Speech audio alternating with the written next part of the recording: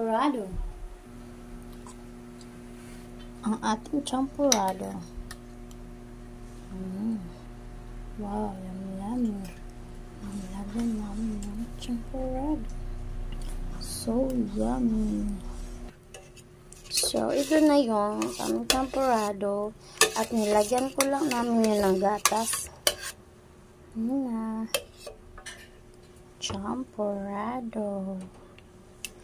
Yummy. Para sa easy cook. And para sa mabilis na lutuan. At wala kayong ulam. This is best.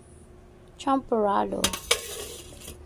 So yummy. See what people offer for it. We'll give you one. So first things first, we have to buy a permanent quick. So let's go to the shop. Wow. Gift, store inventory. There we go. Permanent quick. It's gonna be $50 now. That